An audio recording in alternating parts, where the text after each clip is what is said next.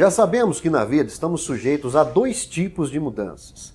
As mudanças que são aquelas que a gente não gostaria que acontecesse, e as mudanças que a gente planeja, que a gente busca, que a gente persegue.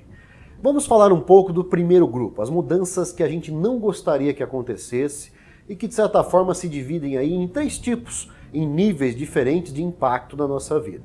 Temos os chamados aborrecimentos, que são aquelas mudanças do dia a dia, aquelas situações, frustrações do dia a dia que acabam deixando a gente um pouco aí transtornado, um pouco aborrecido. Temos o chamado revés, que já são mudanças de um nível um pouco mais complexo, como por exemplo, você está num trabalho, você está no seu emprego e de repente você é demitido.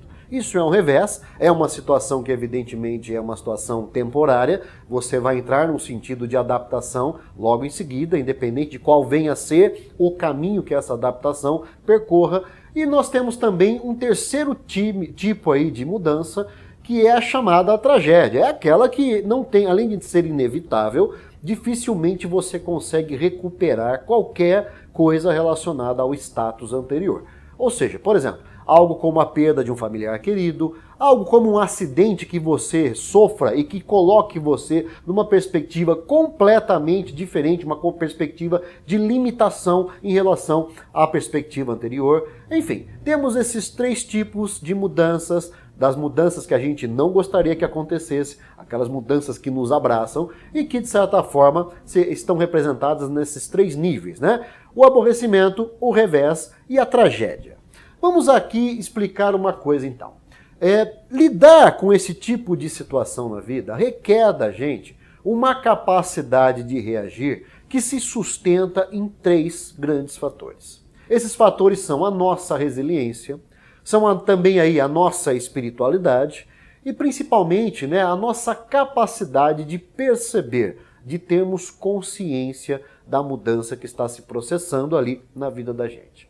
A resiliência, de certa forma, é aquela propriedade da física, né, relacionada aí à física dos materiais, da qual a psicologia, de certa forma, se apropriou devido ao próprio conceito, que é um conceito muito bacana, um conceito muito bonito até. Resiliência, segundo a física, é a capacidade que a matéria tem de retornar ao seu estado mais natural, mais normal possível, após sofrer aí um choque, um trauma, um impacto, enfim, após sofrer, ou no nosso caso, emocionalmente falando, sofrer um aborrecimento, um revés ou até mesmo uma tragédia. Ou seja, qualquer impacto que incida sobre a matéria, o tempo que ela leva para voltar ao máximo possível no seu estado de normalidade, chama-se resiliência. Temos também a espiritualidade, espiritualização.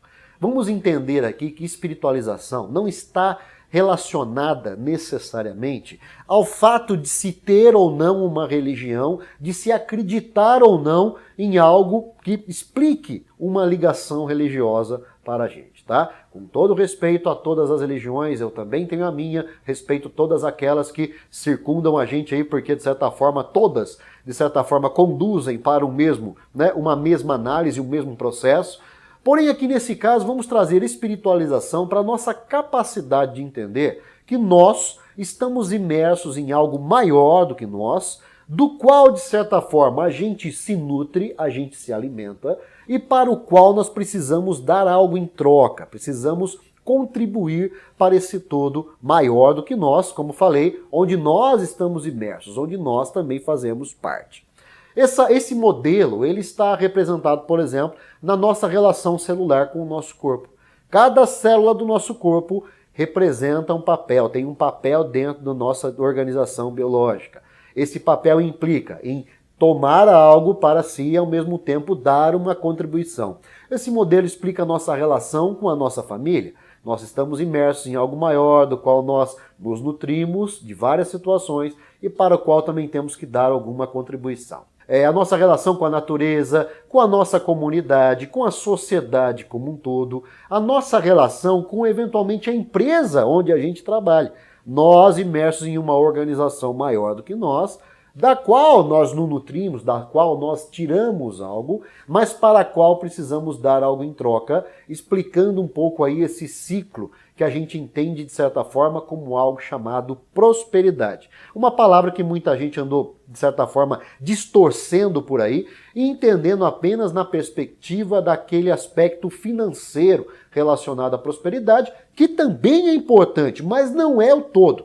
Talvez seja a parte menor de um assunto muito mais complexo, muito mais dinâmico, chamado prosperidade, que eu entendo dessa maneira e eu gosto de explicar nas palestras e treinamentos dessa forma. Nós, imersos em algo maior do que nós, do qual nós nos nutrimos, para o qual precisamos dar algo em troca. Aqui eu tenho o senso do merecimento, aqui eu tenho o senso da generosidade. Ativando essas duas pontas, nós ligamos na nossa vida esse assunto chamado prosperidade.